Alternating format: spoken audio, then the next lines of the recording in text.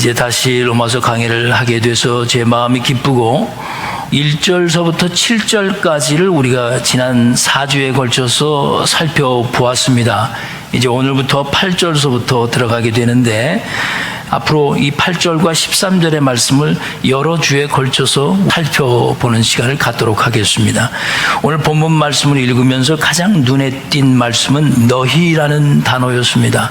여기서 너희는 로마교회 성도들을 지칭합니다.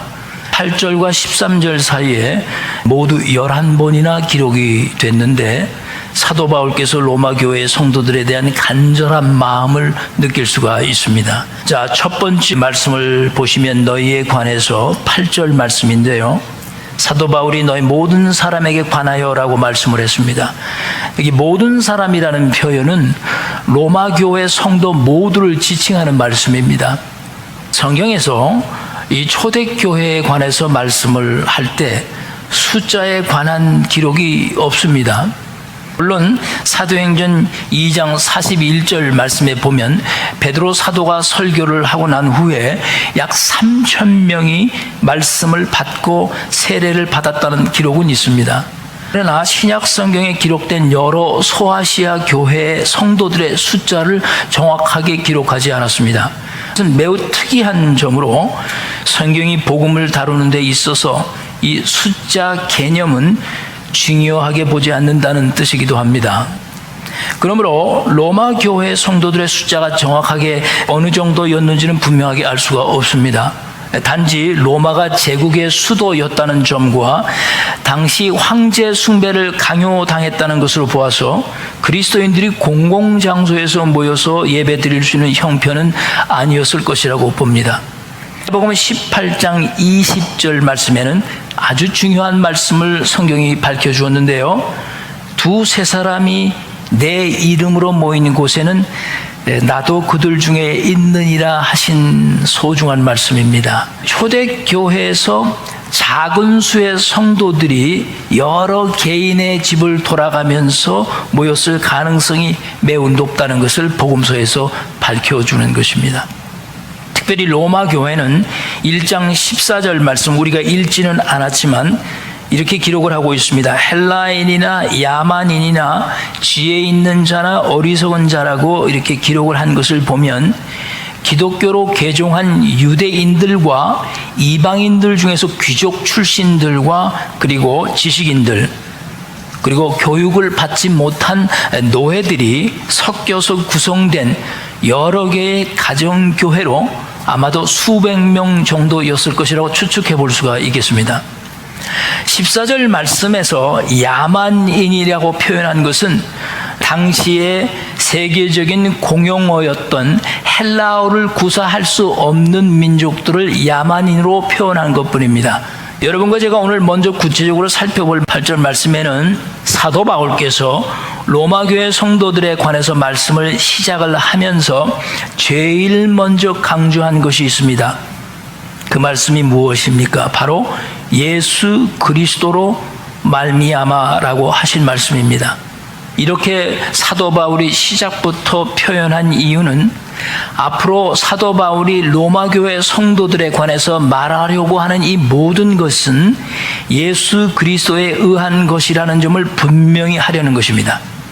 예수 그리스도가 아니었다면 이제 바울이 말하려고 하는 이 모든 것이 무의미하거나 아니면 절대 일어나지 않았을 수도 있다는 점을 밝히는 것입니다. 이것은 사도 바울 자신과 로마 교회에서 일어난 모든 그 믿음의 결실들은 하나도 빠짐없이 예수 그리스도로 말미암은 것이다 라고 말하려고 하는 것입니다. 요한복음 14장 6절 말씀에도 보면 예수님께서 자신을 향해서 위대한 말씀을 선포하셨습니다. 어떻게 자신에 대해서 말씀하셨습니까? 내가 곧 길이라고 말씀하셨고 생명이라고 그러셨고 진리라고 말씀했습니다. 그리고 나서는 무엇이라고 말씀했냐면 나로 말미암지 않고는 아버지께로 올 자가 없다. 그렇게 선언하셨습니다. 만약에 여러분과 내가 기독교가 무엇이냐고 질문을 한다면 바로 이 요한복음 14장 6절에 있는 이 마지막 구절의 말씀, 기독교는 하나님 아버지께로 돌아가는 것입니다. 이것이 기독교입니다. 근데 그 가는 방법이 유일하게 한 가지 방법밖에 없다고 예수님 스스로가 밝히셨습니다. 나를 통하지 않고서는 하나님께로 돌아가는 이 기독교는 이루어질 수가 없다는 뜻입니다.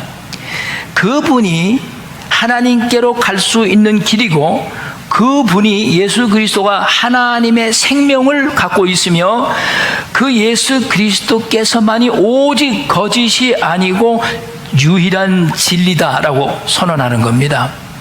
그러므로 처음부터 이 로마 교회를 언급하면서 사도 바울이 예수 그리스도로 말미암아라고 말씀하는 것은 로마 교회에서 일어난 하나님의 구원의 모든 역사와 열매들은 사람들의 수고가 아니라 오직 예수 그리스도에 의한 것이라는 것을 분명히 하는 것입니다.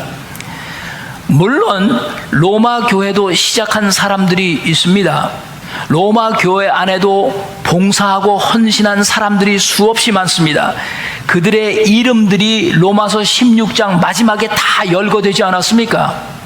사도 바울이 복음을 위해 수고한 사람들의 이름을 맨 처음에 언급하지 않고 예수 그리스도를 맨 먼저 언급하면서 모든 수고한 사람들의 이름을 로마서 맨 마지막에 기록한 이유는 로마 교회의 설립과 시작, 그리고 그 교회를 통해서 일어나고 발생한 구원의 모든 열매들이 사람들의 결정과 사람들의 수고에 의한 것이 아니라 예수 그리스도로 말미암는 것이라고 분명히 말하고 싶었던 것입니다. 왜냐하면 사람들은 종종 자기들의 결정과 수고로 된 것이라고 생각할 수 있었기 때문입니다. 8절 말씀 가운데서 첫 번째 너희에 관한 말씀을 살펴보면 너희 모든 사람에 관하여라는 표현을 썼습니다. 너희 모든 사람에 관하여라는 이런 표현을 쓰려면 어떤 확신이 없이는 매우 사용하기가 어렵습니다. 왜냐하면 모든 사람들이 다 포함되어야 했기 때문입니다. 모든 사람들이 다 포함된다는 것은 쉽게 표현할 수가 없습니다. 몇몇 사람들이 모여도 거기에는 의견이 다를 수가 있지 않겠습니까? 그러니까 본문에서 밝혔듯이 사도 바울은 로마에 가고 싶어 했었던 사람이지 로마에 가본 적이 없는 사람 아닙니까? 그럼에도 불구하고 바울이 분명하게 확신한 것이 하나 있었다는 겁니다. 그것은 모든 로마 교회 성도들이 한 사람도 빠지지 않고 무엇인가에 대해서 한 마음이 되어 있었고 한 뜻이 되어 있었다는 뜻입니다. 이렇게 모든 사람이 한 사람도 빠지지 않고 하나가 된다는 것이 로마 교회가 세워지고 하나님 나라의 복음이 전파되고 부흥을 일으키는데 절대적인 영향을 미쳤다고 보는 것입니다. 두 번째로 보면 8절 말씀에 중요하게 표현된 것이 있는데 로마 교회 성도들 모두에 관해서 사도 바울이 하나님께 감사를 드렸다고 말씀했습니다. 그런데 무엇 때문에 하나님께 감사를 할 수 있었을까요? 8절 후반절 말씀을 보시면 두 번째 너희에 관해서 말씀을 하시는데 바로 너희 믿음이라고 밝혔습니다. 사도 바울이 로마 교회 성도들 한 사람도 빼놓지 않고 모든 사람 때문에 감사할 수 있었던 이유는 바로 예수 그리스도 안에 있는 믿음 때문이었습니다. 그런데 그들의 믿음에 관해서 사도 바울이 감사를 표하면서 하나님께 감사했다고 표현한 점이 매우 중요합니다.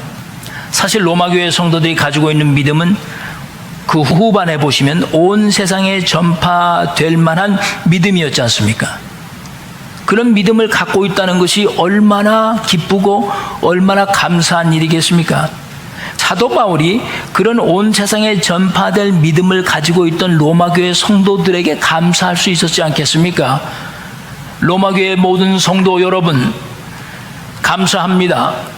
여러분의 수고와 나의 수고가 결코 헛되지 않았다는 것을 증명했으니 감사를 드립니다. 여러분들의 수고로 인해서 로마의 교회가 든든히 세워져 갔습니다. 로마 교회 성도 여러분, 감사를 드립니다. 말할 수도 있었지 않겠습니까? 그런데 사도 바울은 로마 교회 성도들에게 감사하지 않고 하나님께 감사를 했습니다. 왜 그랬을까요?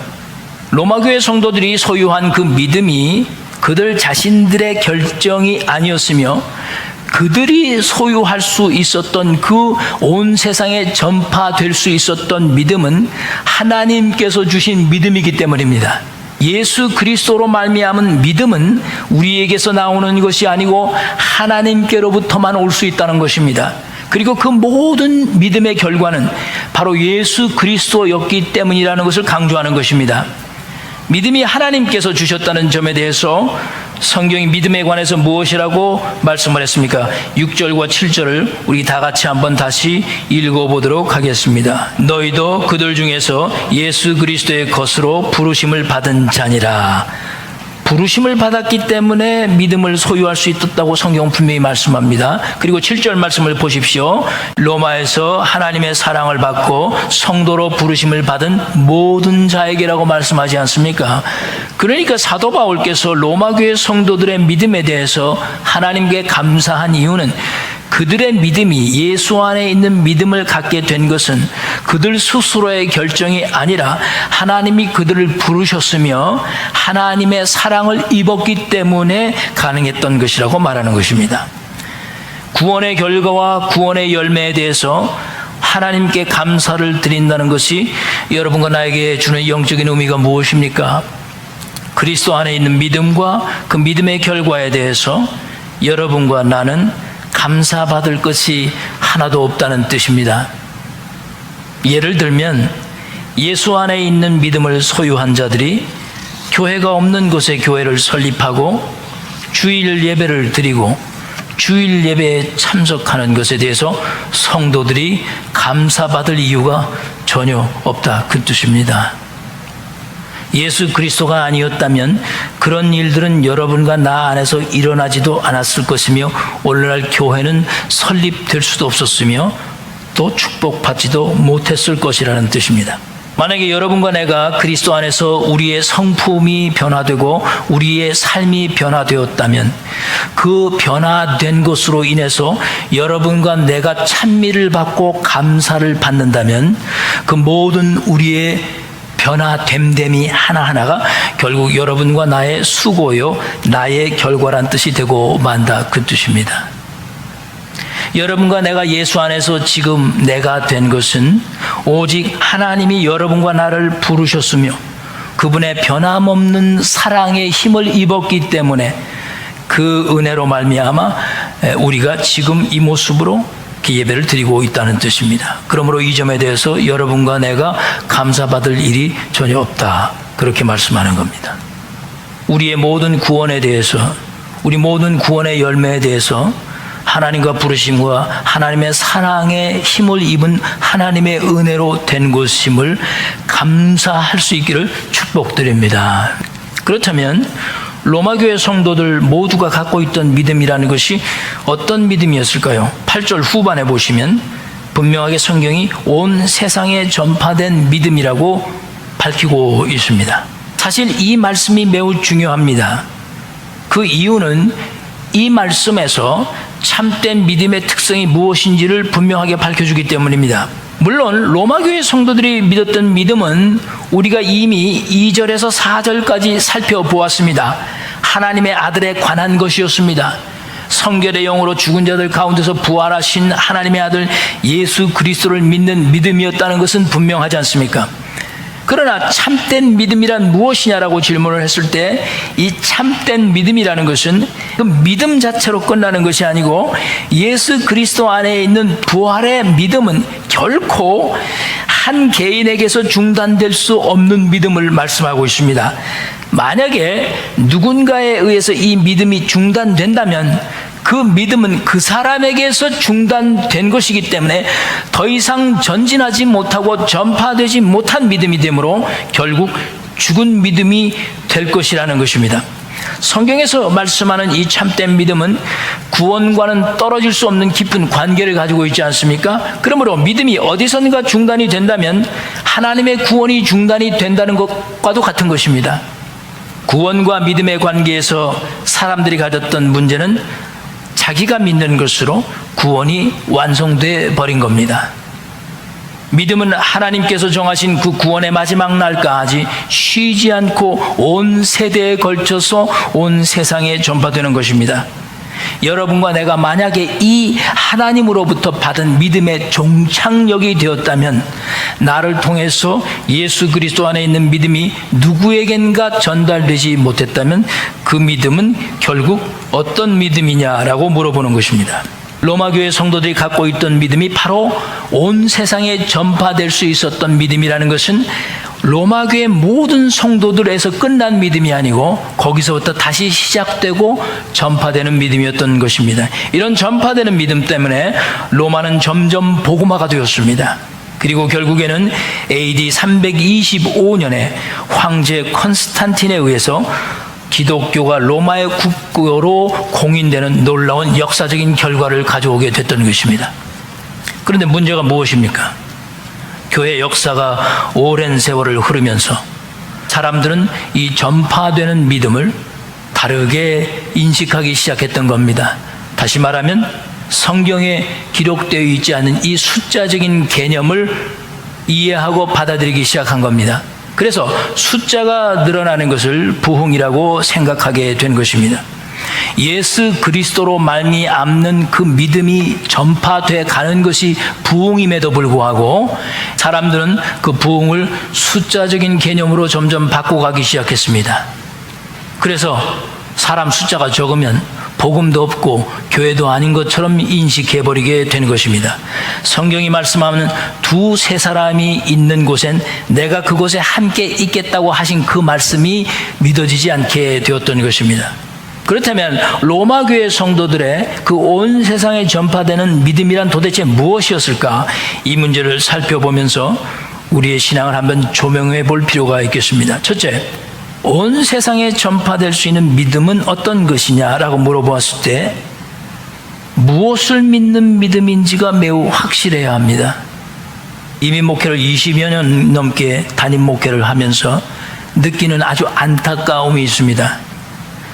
그것은 많은 그리스도인이라고 하는 사람들이 그리스도 예수 안에 있는 믿음을 정확하게 알지 못하고 있다는 점입니다.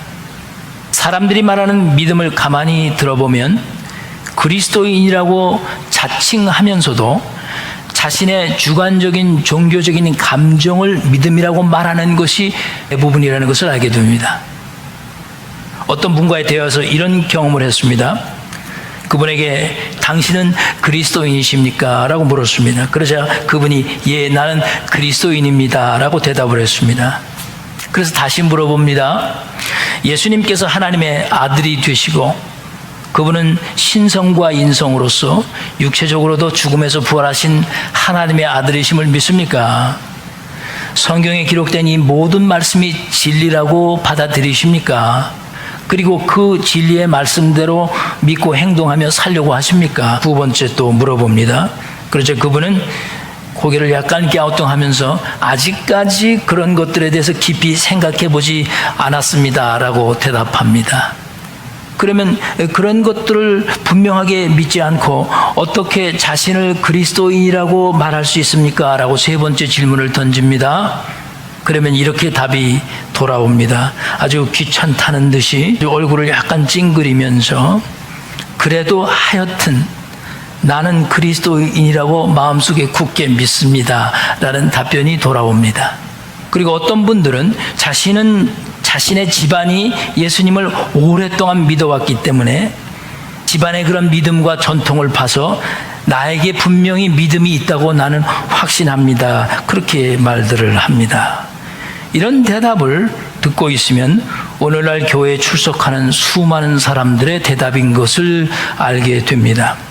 사람들은 자신이 무엇을 믿는지 사실 정확하게 모르고 믿는다고 말하는 경우가 많습니다. 첫 번째 딜레마가 이런 겁니다. 자신의 주관적인 어떤 종교적인 감정의 기초를 둔 이 가변적인 관점을 믿음으로 생각하는 사람들이 참 많다는 겁니다. 자신의 신앙의 역사와 종교적 감정을 사실로 받아들이는 것을 믿음으로 생각을 하는 경우입니다. 두 번째 믿음에 대한 딜레마는 경신이라고 하는 것입니다. 경신은 말 그대로 어떤 것이 사실이기를 간절히 바라는 마음입니다.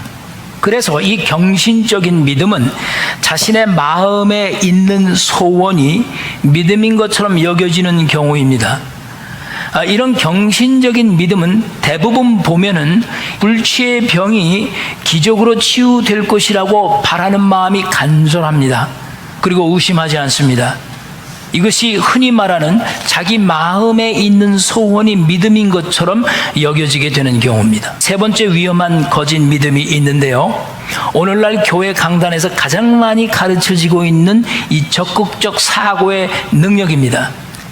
이런 적극적 사고들이 참된 믿음처럼 받아들여지는 그 이유는 적극적 사고들에게 관련되어 있는 성경들을 적절하게 잘 이용하기 때문입니다. 예를 들면 이런 겁니다. 여러분이 아침에 일어나자마자 크게 여러분 거울을 보면서 나는 믿는다라고 3번 복창하십시오. 그리고 나는 할 수 있다라고 3번 크게 하루 복창하시고 하루를 시작하십시오. 이렇게 가르칩니다. 그리고 성경을 무조건 암기하라고 주장합니다. 그 암기해둔 성경 말씀이 언젠가는 자신의 의식 속에서 잠재되어 있다가 어떤 문제가 직면됐을 때 그 외워둔 성경 말씀이 효력을 나타낸다고 강하게 주장을 하곤 합니다. 뭐 틀린 얘기도 아니겠지만 절대로 맞는 얘기도 아닐 수 있습니다. 이런 대체적인 믿음들을 가장 많이 인용하는 성경 말씀이 바로 믿는 자에게는 능치 못할 것이 없다. 이제는 이 믿는 자에게는 능치 못할 것이 없다라는 말씀은 그리스도인들 사회에서 거칠의 정도로 사용되는 가장 흔한 말씀입니다. 이런 것은 믿음처럼 사실 보이지만 사실은 믿음이 아닐 수 있습니다. 사도 바울이 본문에서 말씀하는 믿음과는 거리가 멉니다. 로마 교회 성도들이 가졌던 믿음은 순전한 믿음이었습니다. 그들은 예수 그리스도의 부활만을 믿었습니다. 자신의 주관적인 종교적 감정에 치우치지 않았습니다. 자신의 소원을 바라는 것을 믿음으로 대체하지 않았습니다. 그 적극적 사고에 기반을 둔 허황된 믿음도 아니었습니다. 예수 그리스도를 믿는다는 것은 그분의 십자가와 부활만을 믿는 믿음이었습니다. 순전한 믿음이라는 것은 성경에 기록된 말씀이 온전히 순종해야 하는 말씀인 것을 믿는 것이 순전한 믿음인 것입니다. 로마 교회 성도들의 믿음이 순전한 믿음인 이유는 이미 말씀드린 대로 그 믿음이 누구에게로부터 온 것입니까? 하나님께로부터 직접 받은 믿음이기 때문에 순전했고, 인간에게서 우러나온 믿음이 아니었기 때문에 순전한 믿음이었던 것입니다. 그러므로 어떤 경우에서라도 여러분과 나의 인간의 감정이나 우리의 바라는 소원이 우리의 이 순수한 믿음의 불순물처럼 끼어들지를 못하도록 해야 합니다. 로마교회 성도들의 이 전파되는 믿음이 구체적으로 어떤 것인지에 대해서 로마서 1장 17절 말씀이 보다 더 정확하게 표현하고 있습니다만 앞으로 우리가 살펴볼 것입니다. 복음에는 하나님의 의가 나타나서 믿음으로 믿음에 이르게 하나니, 이렇게 적고 있지 않습니까? 믿음에서 믿음에 이르게 한다는 말씀이 뜻하는 바가 무엇입니까? 여러분은 이 말씀을 어떻게 여지껏 이해하고 받아들이셨습니까? 믿음에서 믿음에 이르게 한다는 말씀은 처음부터 믿음으로 시작해서 마지막까지 믿음으로 끝난다는 뜻일 수도 있습니다.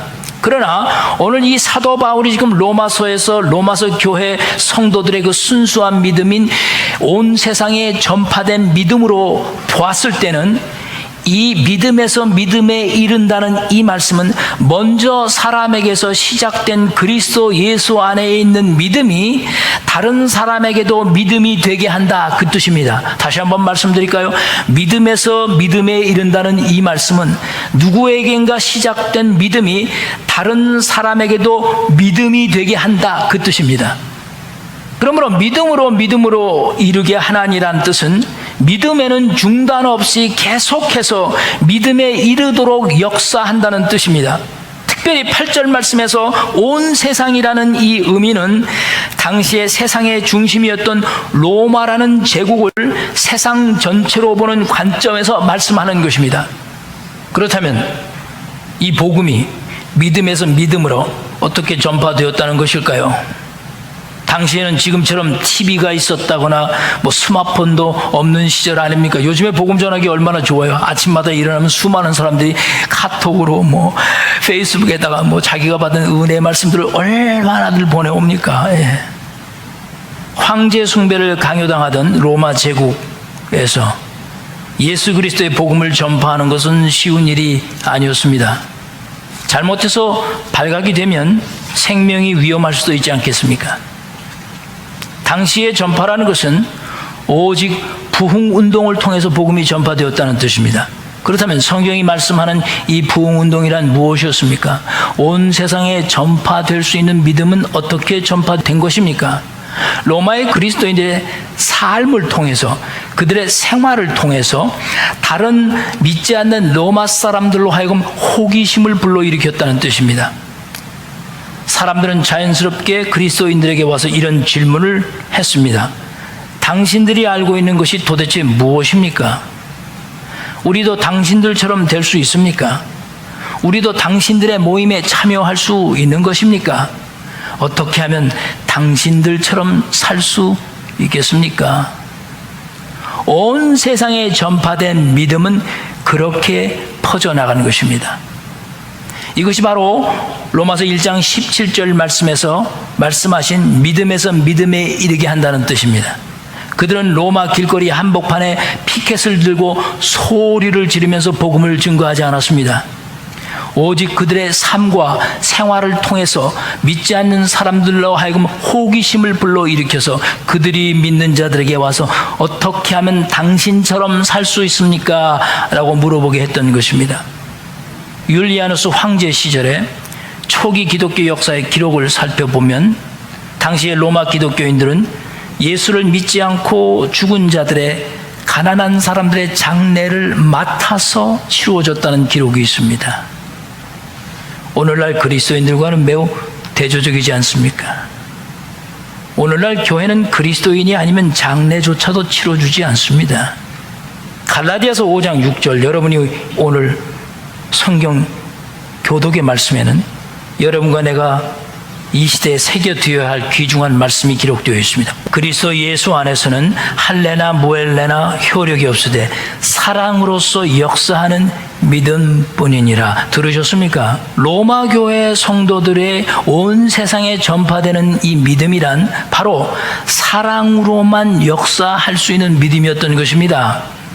믿음 안에는 사랑이 포함된 것입니다. 그러므로 갈라디아서 5장 6절의 이 말씀, 그리스도 예수 안에서는 할례나 무할례나 배운 자나 못 배운 자나 남자나 여자나 다 효력이 없고 믿는 자나 믿지 않는 자라 할지라도 다 효력이 없으며 오직 사랑으로서만 역사하는 믿음뿐이라고 밝히고 있습니다.